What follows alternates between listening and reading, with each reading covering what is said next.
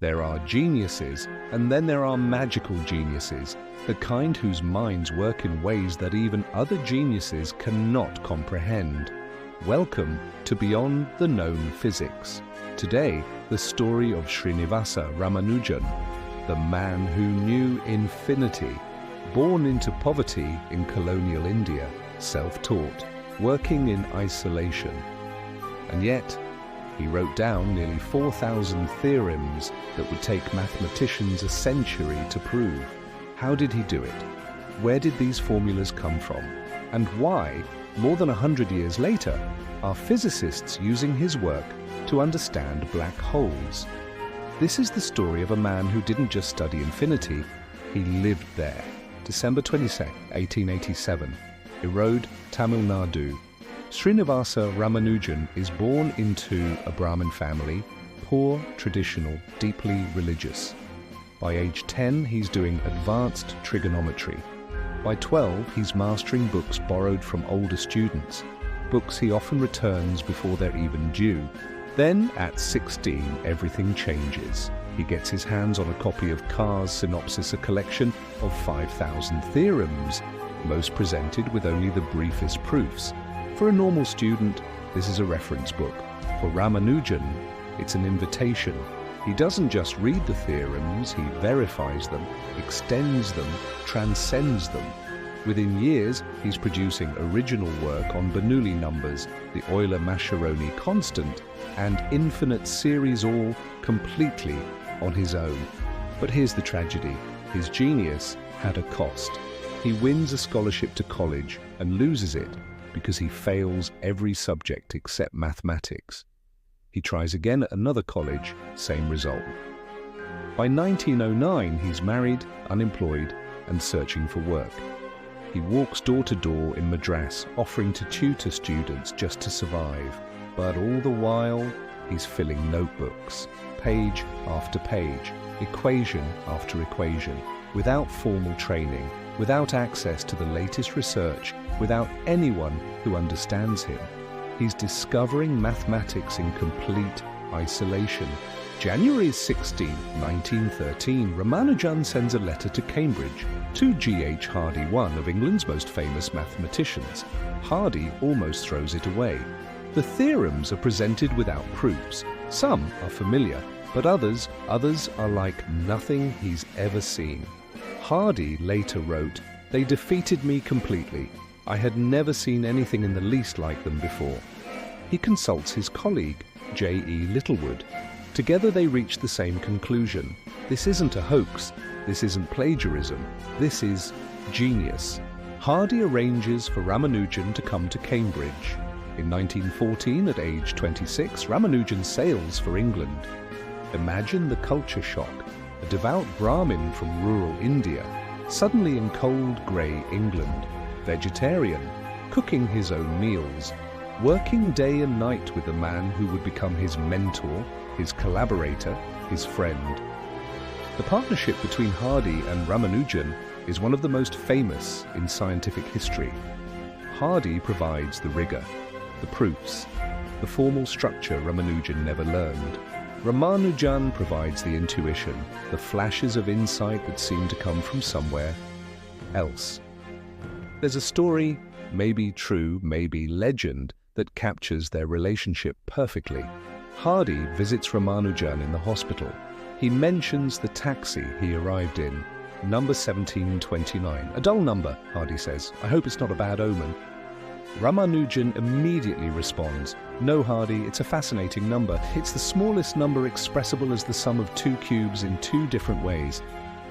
1729 asked to 1 3 plus 12 3, and 1729 asked 9 3 plus 10 3. Hardy was stunned. Even on his sickbed, even with a random number, Ramanujan saw patterns invisible to everyone else. Today, 1729 is called the Hardy-Ramanujan number, a permanent tribute to a mind that saw beauty where others saw boredom. But here's the question that haunts anyone who studies Ramanujan. Where did these formulas come from? Ramanujan often said his discoveries came from a higher power, from the goddess Namagiri. He would dream of her, he said, and wake with equations written on his tongue. Western scientists called it superstition, but for Ramanujan, mathematics and spirituality were inseparable. He developed an entire personal philosophy centered on zero and infinity. Zero, he believed, represented absolute reality, formless, unchanging, pure. Infinity represented the myriad manifestations of that reality, the countless forms, the endless variety of existence, and their product, zero times infinity, was not one number. It was all numbers, every possible number corresponding to every act of creation. He once wrote, "An equation for me has no meaning unless it expresses a thought of God." For Ramanujan, every theorem was one more step closer to understanding the infinite, one more piece of the cosmic puzzle. When Ramanujan died in 1920 at just 32 years old, he left behind 3 notebooks and a sheaf of loose pages, what mathematicians now call the lost notebook. Nearly 4,000 theorems, all without proofs, all written in his own hand. For decades, mathematicians have been doing something unprecedented. They've been proving Ramanujan right, one theorem at a time. The Ramanujan conjecture, the Ramanujan theta function, Ramanujan primes, mock theta functions, discovered in his last year of life, so far ahead of their time that their true meaning wasn't understood until the 21st century. As mathematician Bruce Berndt put it, these notebooks contain approximately 4,000 claims, all without proofs. Most of these claims have now been proved, and like his published work, continue to inspire modern-day mathematics. Nearly all of them have been proven correct, and the few that weren't, they led to new discoveries anyway. But here's where the story becomes truly astonishing. December 2025, the journal Physical Review Letters. Researchers at the Indian Institute of Science publish a bombshell. They've discovered that Ramanujan's 1914 formulas for calculating pi the 17 extraordinary infinite series he developed have a hidden connection. They naturally appear in logarithmic conformal field theories, mathematical frameworks used to describe systems at the edge of chaos, percolation, the onset of turbulence, certain descriptions of black holes. All of these, it turns out, share the same mathematical structure as Ramanujan's formulas.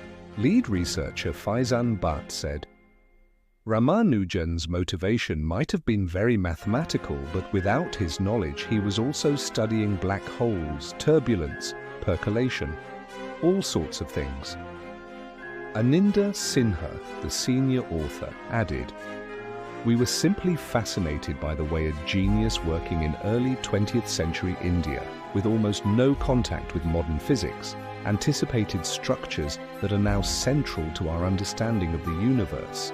A century after his death, Ramanujan is still teaching us, still surprising us, still connecting us to truths we're only beginning to understand. So, what do we make of this? A poor boy from South India, no formal training, dead at 32, and yet his work touches black holes, string theory, the foundations of modern mathematics. The mathematician Mark Kack divided geniuses into 2 types. Ordinary geniuses, people you can imagine being if you were 100 times smarter, and magical geniuses whose minds work in ways that seem, well, supernatural. Ramanujan was the second kind. Where did his formulas come from?